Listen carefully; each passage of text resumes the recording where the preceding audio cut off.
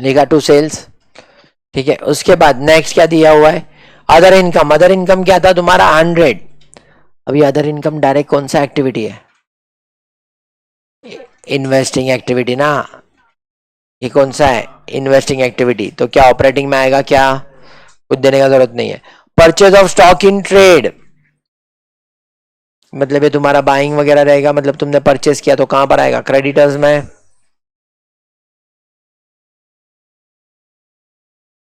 Changes in inventory of finish goods, तो वो सब तुम्हारा इन्वेंट्री के साथ ही इफेक्ट हो जाएगा। फिर उसके बाद क्या दिया है, एम्प्लॉय बेनिफिट एक्सपेंसेस, क्या दे के रखा है, एम्प्लॉय बेनिफिट एक्सपेंसेस। अब ये 800 दिया हुआ है, इसमें से कितना पे किया वो कुछ भी नहीं बोला है उन्होंने। नीचे देखो कुछ आउटस्टैंडिंग वगैरह दिख रहा है क्या, क्या है, वेजिस है और एक्सपेंसेस है, दोनों आउटस्टैंडिंग दिख रहा है। अब वो दोनों को साथ में मिलके मैं आउटस्टैंडिंग एक्सपेंसेस अकाउंट में डाल दूं या आउटस्टैंडिंग वेजेस अकाउंट में डाल दूं तो भी चलेगा। अब जैसे कि यहाँ पे आउटस्टैंडिंग वेजेस का कितना दिख रहा है, 40,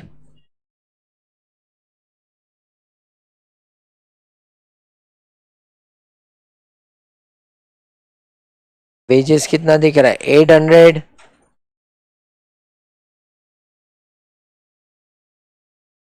डेप्रिसिएशन एक्सपेंसेस कहीं पर भी आएगा क्या,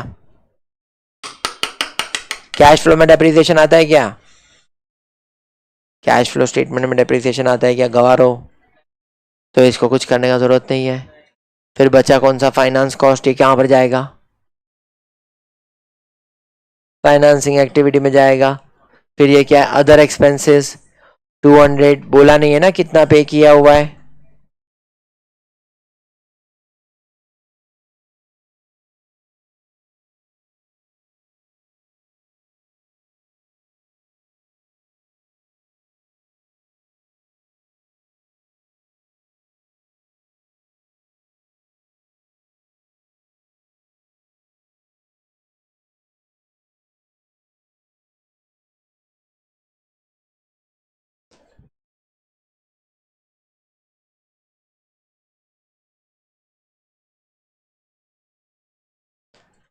ट्रायल बैलेंस का सब आइटम, सॉरी यहाँ पर रेवेन्यू स्टेटमेंट का सब आइटम डाल दिया हम लोगों ने।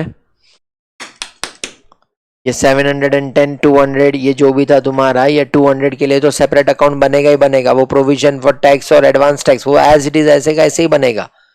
फिर नीचे इन्फॉर्मेशन में क्या दे के रखा है, ट्रांसफर टू जनरल रिजर्व, ये सब अप्रोप्रिएशन का पार्ट है, हमको जरूरत नहीं है इसका। नोट्स टू अकाउंट्स में शॉर्ट टर्म प्रोविजन में profit and sorry provision for tax का अकाउंट तो हम लोग ने बनाएंगे जो ऑलरेडी बनाया हुआ है। आउटस्टैंडिंग वेजेस कितना था 40 और क्लोजिंग कितना था आउटस्टैंडिंग, आउटस्टैंडिंग एक्सपेंसेस कितना था 10 और 20,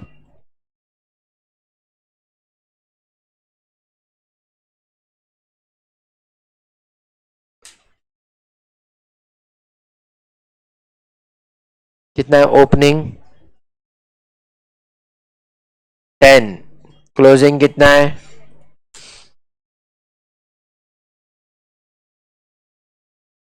फिर उसके बाद एडवांस टैक्स हो गया, इंटरेस्ट हो गया, ये तुम्हारा बाकी का क्या है फाइनेंस वो भी हो गया। तो सारे लेजर अकाउंट को भी क्लोज करने का, उसके पहले डेटर क्रेडिटर का देखो स्टार्टिंग में कुछ तो ओपनिंग क्लोजिंग बैलेंस दिया हुआ है।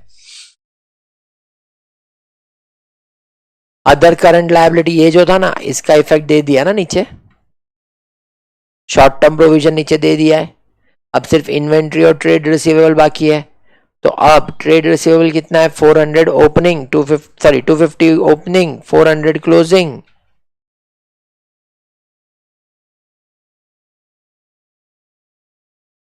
लायबिलिटी 230,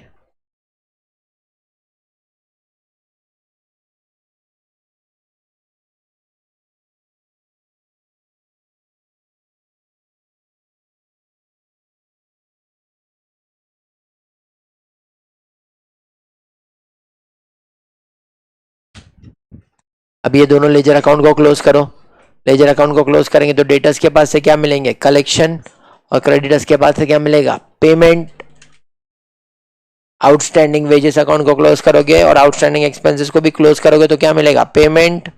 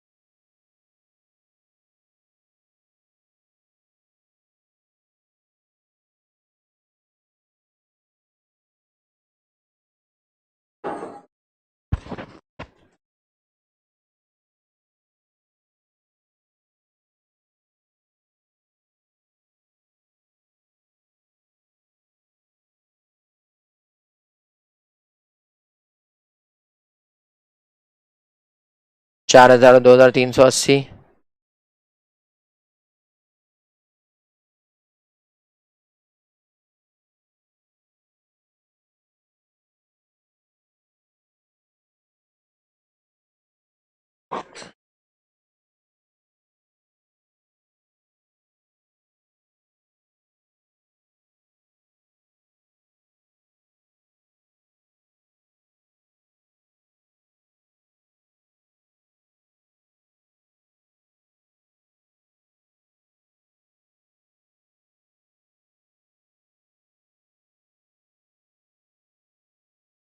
हुआ ये कंप्लीट?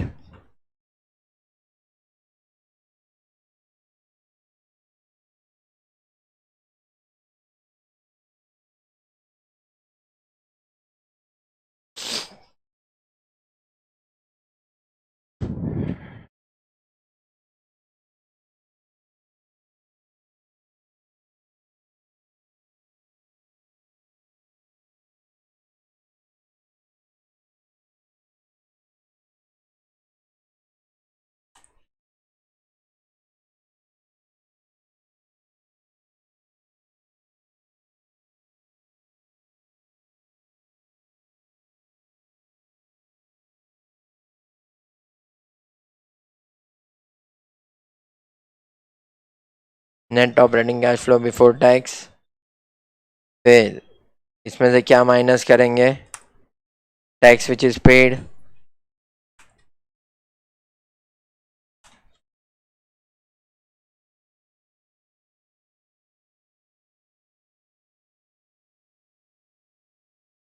और कितना टैक्स पे किया? 195। तो आंसर देखो कितना आया, 445। वहां पर भी देखो कितना था, 445। तो डायरेक्ट मेथड से करो या इनडायरेक्ट मेथड से करो, answer will remain the same.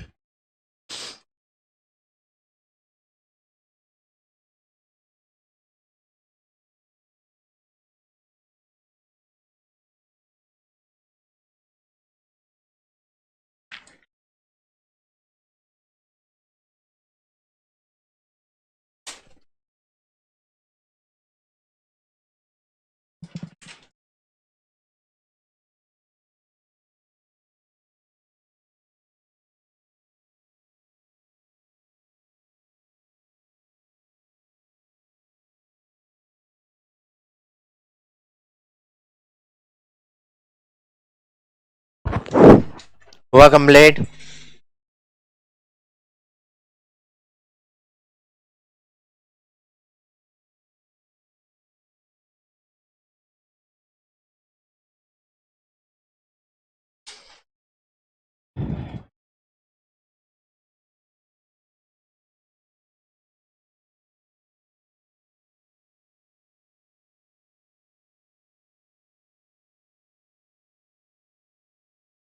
Question number 8।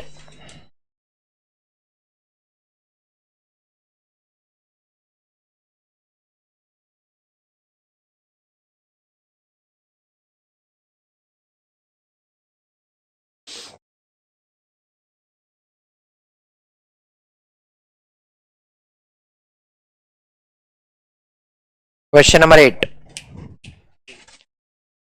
From the following balance sheet of mister Shyam. अब ध्यान से देखना, क्वेश्चन नंबर 8 क्यों करवा रहा हूं? The reason is because cash flow statement हमने स्टार्ट किया ना, तभी बोला था it is compulsory for public limited company. जितने भी क्वेश्चंस किए थे ना, सब लिमिटेड कंपनी के थे। सोल प्रोपराइटर, तो वो भी अगर बनाना चाहता है तो वो बना सकता है। इट इज नॉट ऐसा कि कंपलसरी जिसके ऊपर है वही बनाएगा, अगर उसको बनाने का है तो वो बना सकता है। Mister Shyam prepare a cash flow statement as per AS3 for the year ended 31st March 2015। Balance sheet of mister Shyam, liabilities देके रखा है, श्याम्स कैपिटल अकाउंट दिया है, सन्ड्री क्रेडिटर्स दिया है, मिस्टर श्याम्स लोन देके रखा है, long term loan from bank देके रखा है, ओपनिंग क्लोजिंग। एसेट्स में दिया land plant and machinery, stock, debtors and cash. Additional information में देके रखा है कुछ, जरा पढ़ो क्या दिया है।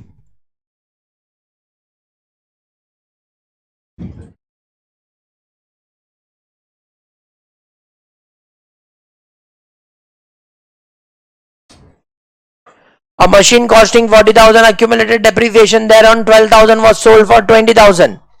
The provision for depreciation on 1/4/2014 was 1 lakh and 31st March 2015 was 1,60,000.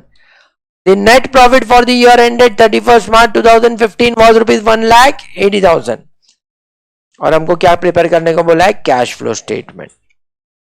ध्यान से सुनो क्या क्या नया चीज है। एक प्रोपराइटर कंसर्न का है।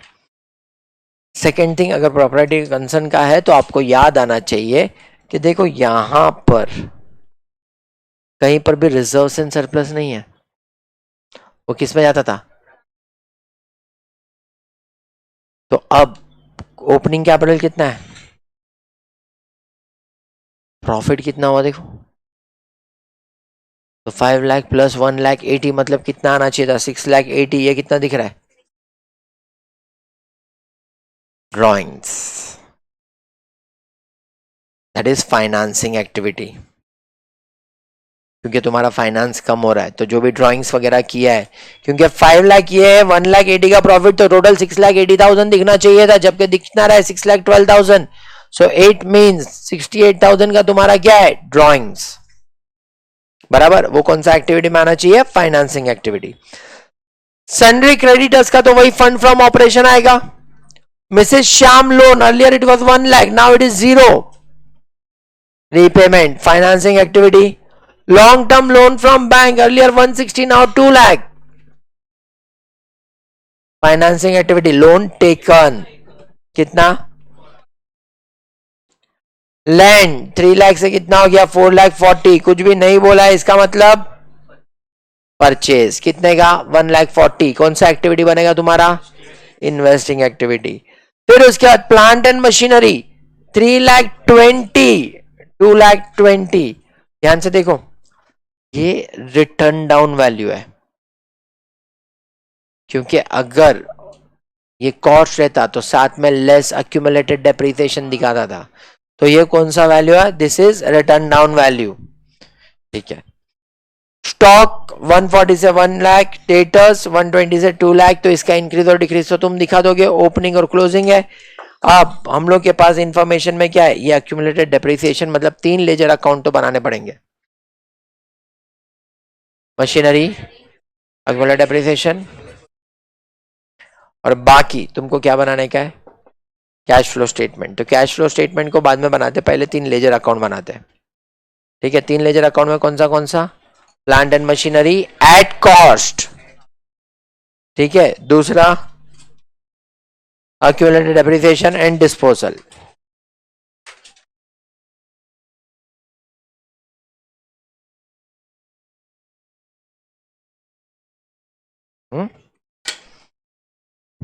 वर्किंग है ना?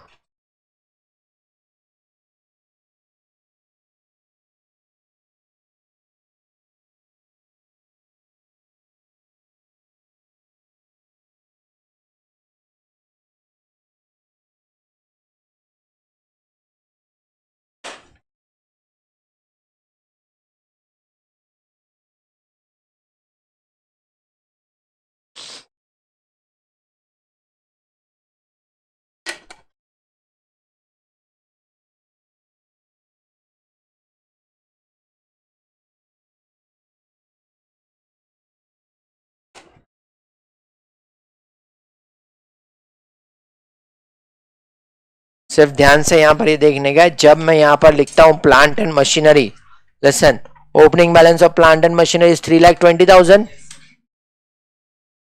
Provision for depreciation 1/4/2014 was 1 lakh. मतलब मैं यहां पे जब कॉस्ट पे लिखेगा तो I will write to balance brought down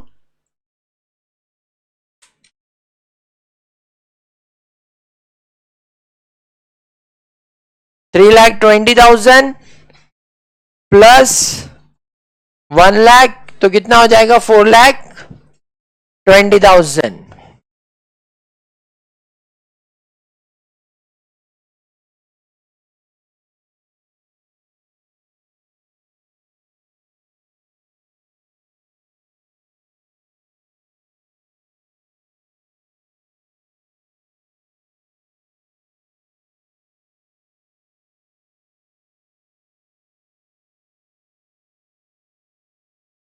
ये 420 हुआ, ये कितना 380 हुआ.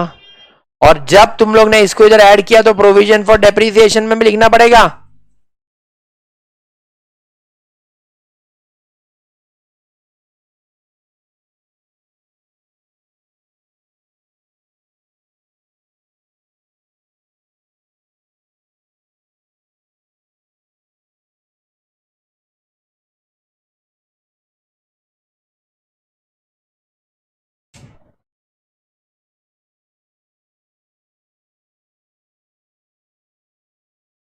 A machine costing 40,000, accumulated depreciation 12,000, was sold for 20,000.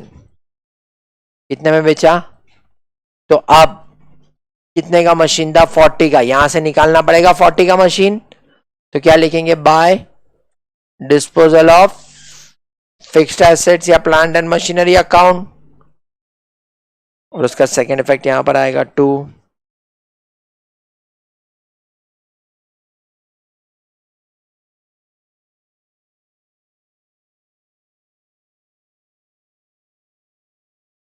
Accumulated depreciation उसके ऊपर कितना था?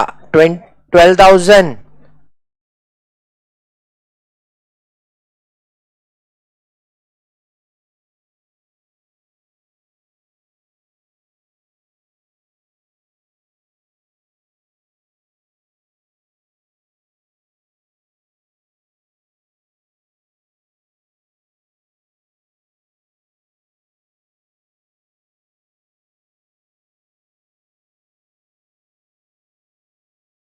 अब ध्यान से देखो, 28,000 का था, कितने में सेल किया?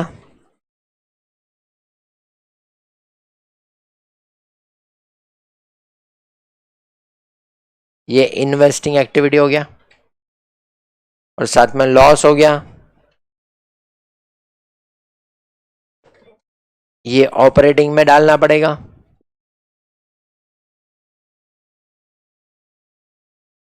ये अकाउंट टैली. ध्यान से देखोगे तो प्लांट एंड मशीनरी भी टैली हो गया. अब यहां पर जो भी डिफरेंस आया है वो क्या है? करंट ईयर का डेप्रिसिएशन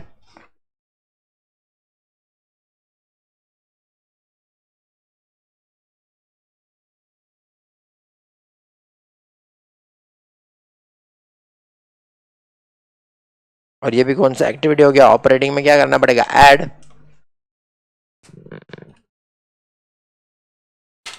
चलो करो अभी सॉल्व.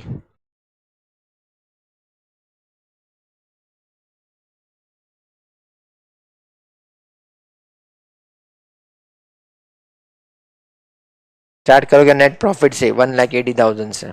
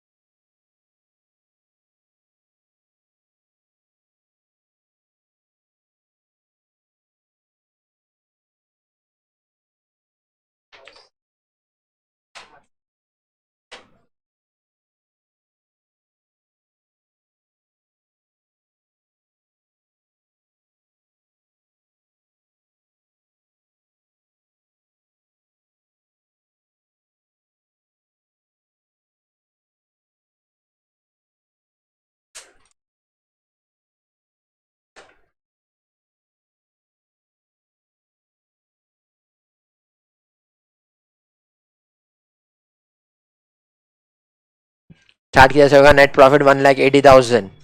फिर जो भी ऑपरेटिंग वाला रहेगा वो ऑपरेटिंग वाले को एडजस्ट करने का है।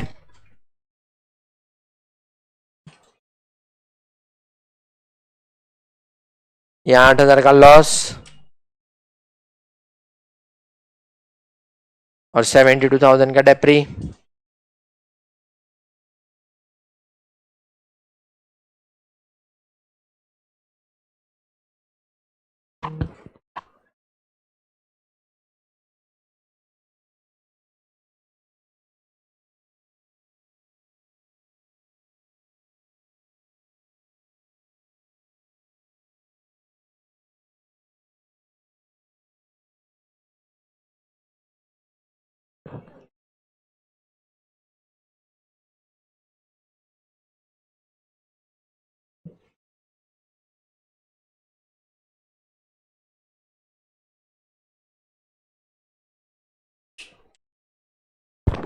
Start with 1,80,000. Add current year's depreciation 72,000. Add loss on sale of assets 8,000. तो क्या मिल जाएगा? Fund from operation. फिर फंड फ्रॉम ऑपरेशन के बाद सन्ड्री क्रेडिटर्स का इंक्रीज डिक्रीज आएगा, स्टॉक डेटर्स का इंक्रीज डिक्रीज आएगा। तो मिलेगा net operating activity, sorry net cash flow from operating activity before tax. वो टैक्स पेड बोला है क्या? नहीं।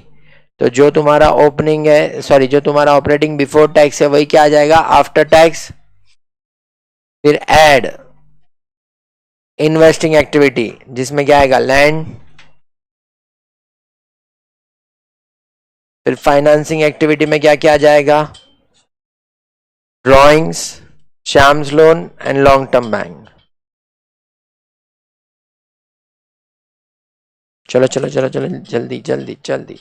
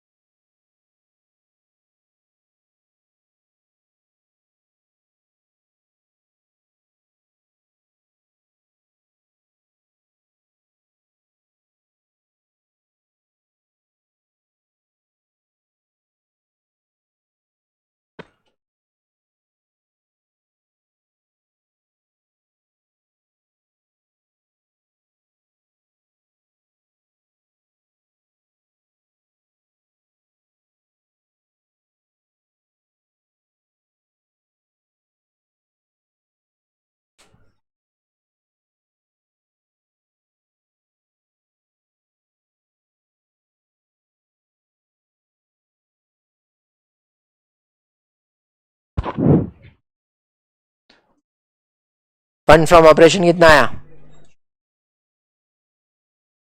Fund from operation 260। चलो cash flow from operating before tax बताओ फिर। ये कौन आधा अंग्रेज इधर आया है?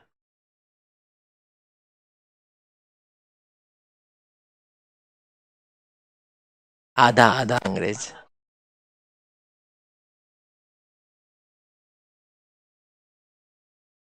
Cash flow from operation before tax आया सबका 2,36,000। टैक्स पेड नहीं है तो वही तुम्हारा क्या है, cash flow from operating activity.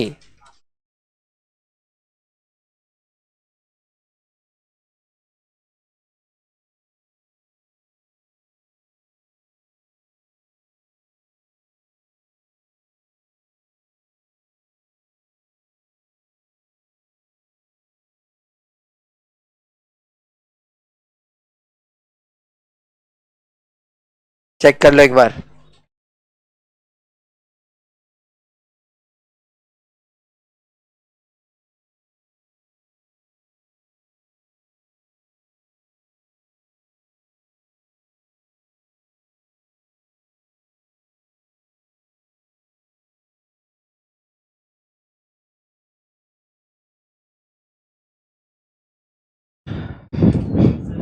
बोलना चलेगा।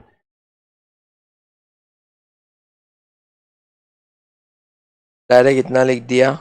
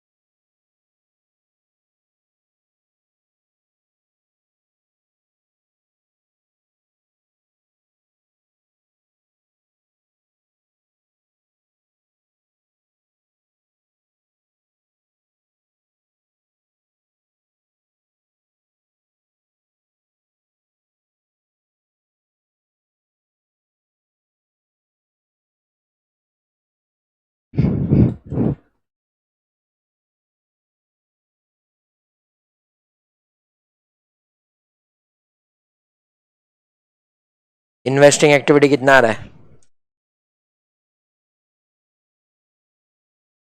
-1,20,000। 1,40,000 का लैंड परचेज किया है तो -1,40,000। और सामने प्लांट एंड मशीनरी, बाकी का तीनों फाइनेंसिंग तो सिंपल है। Drawings 68,000, repayment of Mrs. Shyam's loan and long term loan taken।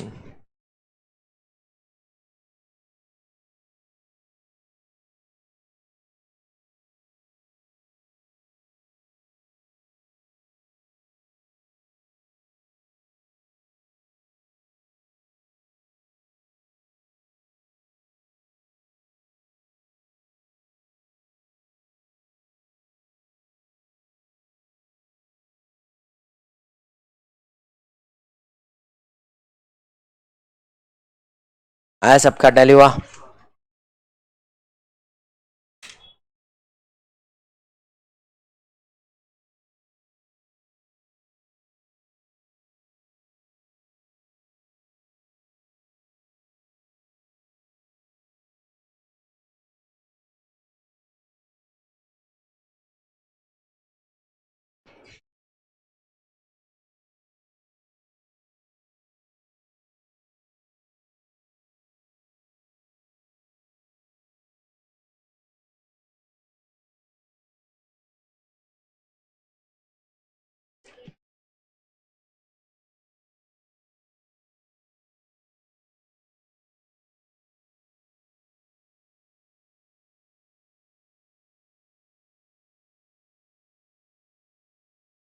अभी आ रही है।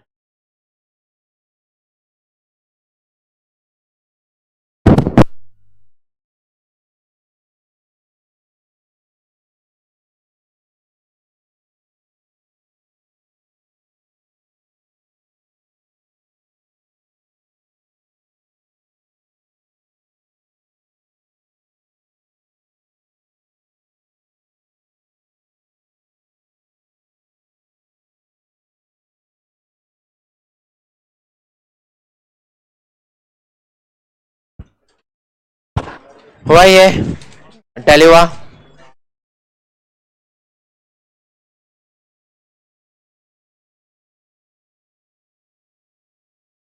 ना ना,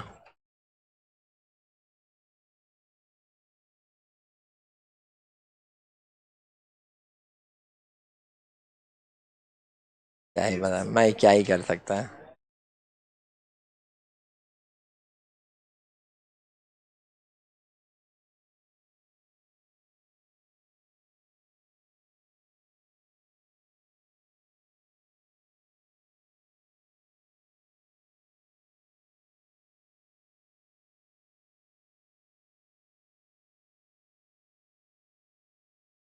सुनो अभी,